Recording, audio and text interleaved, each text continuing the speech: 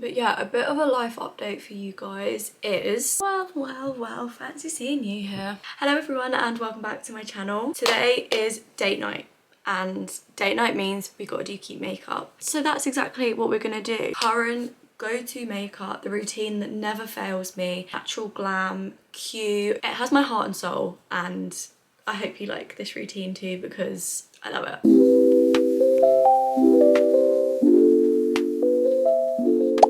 We're gonna set a phone up as well. Okay, this is like behind the scenes of content creation. The routine that has my heart and that I will do every single time I do my makeup pretty much is this. I got sent this in PR and this is the Rimmel Multitasker. Better than filters. I feel like this is Rimmel's version of Flawless Filter. But I have to say I think I prefer this one. Let's talk life updates because I need to give you guys one. So I've been really good at sticking to my workout schedule because I know that everyone puts so much pressure on themselves in the new year to, I don't know, to just get fit, get healthy, be the best version of themselves, which is amazing. But you have to do it in a way that is manageable and that works for you. I think I've found a nice balance, which is really fun. I've been exercising nearly every day apart from weekends. My initial thing for 75 medium was doing 6 workouts a week, but if I've done 5 then I'm happy because I didn't used to work out at all, so if I can consistently do 5 throughout the week then I am a happy girl. I then go in with the matching concealer, which is the Wake Me Up concealer from Rimmel. My NARS one was desperately running out and I got sent this. I'm not much of a concealer connoisseur, but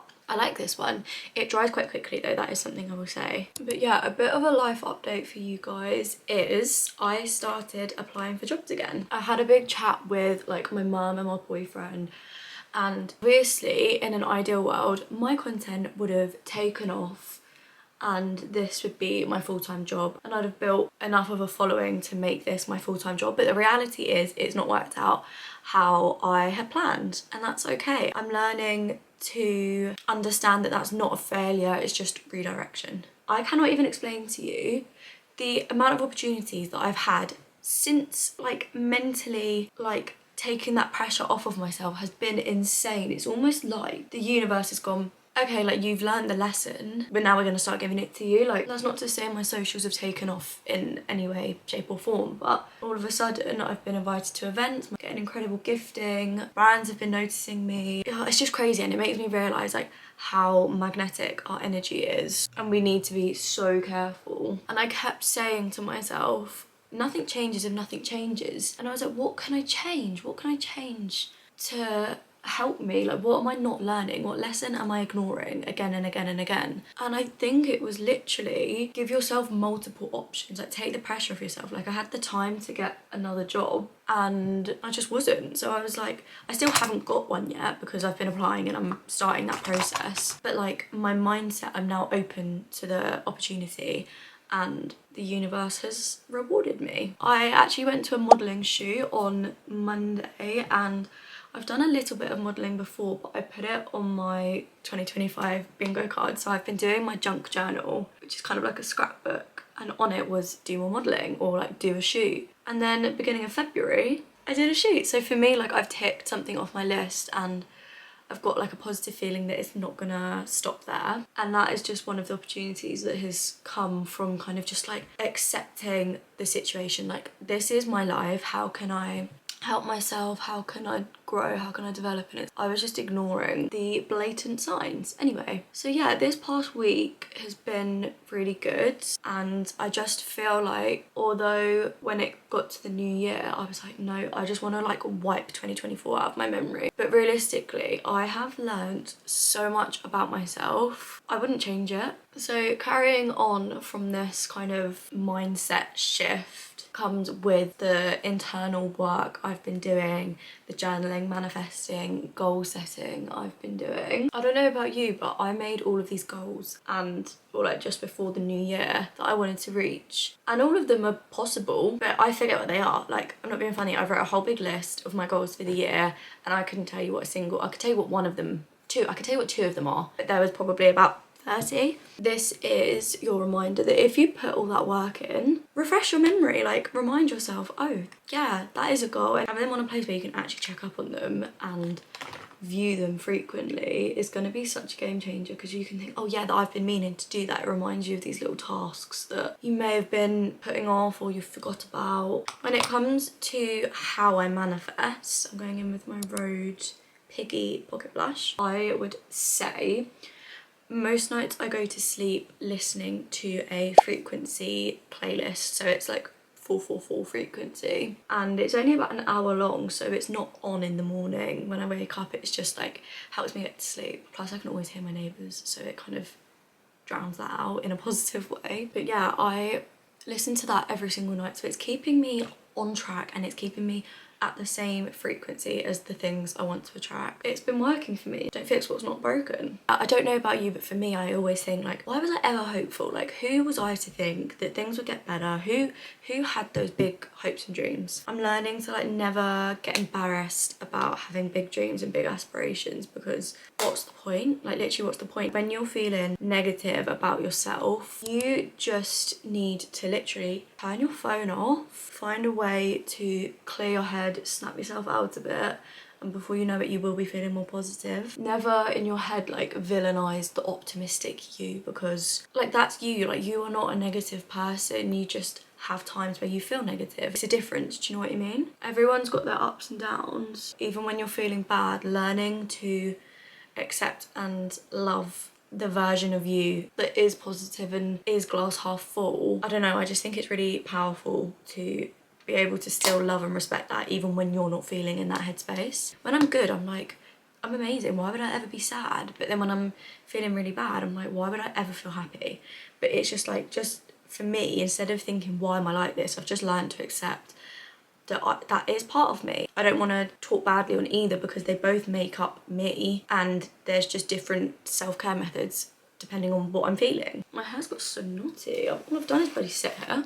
Guys, I'm getting a bouncy blow dry tomorrow. I know I've never had a bouncy blow dry in my life, so I'm excited. This palette from Christmas is literally the best thing since sliced bread, in my opinion. Just bronze up my face. What else was I going to say? I fake tanned for the first time in ages on Sunday, and I've literally just felt like a baddie this week. It's actually crazy how much fake tan boosts my confidence. Just thought I'd let you know that. I am still slowly reading Onyx Storm. I can't believe how long it's taken me, because it's literally probably been out for like 2-3 weeks at this point. But I've not been, like, I'm enjoying it, but I've not been obsessed with it. So I'm getting to a good part now. It's like, I'm like 70% of the way through. Plus it's a big book. So someone commented on a video and said they wanted me to talk about kind of getting into content creation and I think like my tips and tricks. And although I don't think I have got my formula down to a T, because I think in my head every single person could be successful online, but you just have to find your formula. Alex Earle found her formula and did really well. Who else? Fernanda Ramirez found her formula and it works really well. Like, everyone's got a formula that works for them. Finding your own thing. So I guess that's why everyone says try out so many different types of content, style of content. My TikTok, I'm just not a carousels person. I think I'm more of a talking to camera kind of girl. So it's trying out all the different styles, feeling what you feel most comfortable with, but don't be scared to get out of your comfort zone. Seeing what analytically does the best. I'm awful for looking at analytics. But yeah, checking your analytics or just noticing what videos do better. And for me, it's talking videos. So why I've not done more of them, I don't know. Just get a good tripod, get one good light, and that's all you need. No matter what kind of content you want to film, you can do it on your phone. My phone, I literally could still film my vlogs on my phone. Like, you don't need a camera, tripod and a good light, and that is literally everything. When people say a niche, I think it's important to note that niche is basically things you enjoy creating content about. If that is the fact that you don't know what you're doing and you're trying out loads of different things, make sure there's one continuing factor in it. So maybe it's that you always show your face so that you're the recognizable thing in each video. Romanticize or like play on to the fact that like you're just being you, just a girl trying to figure out what the fuck she's doing with her life, trying 25 hobbies in 2025. Like, capitalize on the things that make you you. You're the reason that you're going to be successful, and you can't fake your interests, you can't fake these things. So if you genuinely enjoy something, make content on that, because that's what makes you you. It's authentic. Any negative, flip it into a positive. So for me, I'm like, I don't know what I'm doing with my life, like I'm not living the dream. I'm like, okay, how do I create my dream? it's flipping everything on its head. So if you're dealing with like a negative time, how can you flip it in a positive way? Focus on the things that make you you. I really hope that makes sense. I can never seem to get over the difference that lash curlers do. What mascara are we gonna do? That's the question. I do this in a little bit of a weird order. My go-to mascara is always FanFest. I feel like I can never go wrong with this mascara. After this layer, I'm gonna actually go in with Roller Lash, because where this is quite old now, it like not clumps up a little bit, but I just want them to be long. I also wanted to talk to you guys about your comfort zone, because I am always a strong believer that growth happens outside of your comfort zone. And this isn't to say that it won't feel scary and nerve-wracking, but I think our body knows the difference between like our gut telling us that something's wrong and like just being nervous or a little bit anxious about a situation. So much can happen in a year, so much growth, development and change can happen in a year, and it doesn't have to be for the worst. Like, change can be a good thing. You might get the job of your dreams even though work feels really horrible at the minute. You know that feeling when like you were younger and you'd go to like a club and you like everyone knew each other and you were so scared? Like,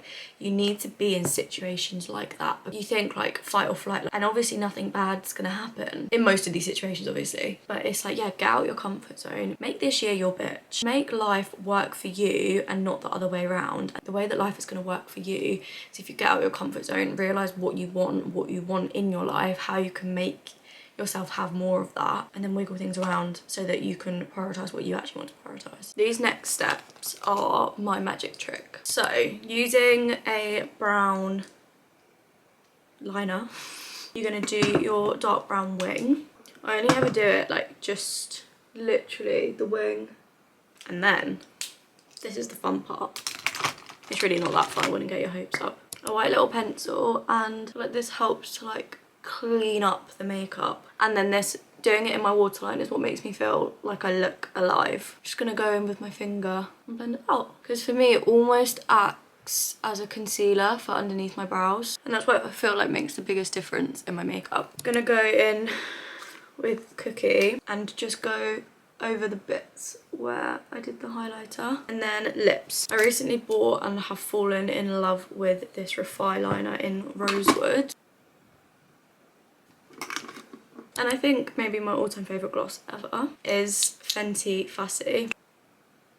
Did my phone just die? And then I always finish off with Urban Decay All Nighter. And this is my everyday, but obviously I'm doing it for a date night, makeup. I just do this every day. Like, if I'm filming for a video, then I do this. If I just literally whatever I'm doing, I do this makeup, and I love it. I can't imagine changing it for a long time. Thank you guys so much for watching. If you enjoyed this type of video, then let me know some topics you want me to talk about, and I can always do another one. Or I've done a drive with me before, so maybe we could do another one of that. Not that I'm very good at driving. Let me know any content you want to see from me. Follow me on my other socials. I post on there all the time. Make sure to like, comment and subscribe, and I will see you in my next video. Bye.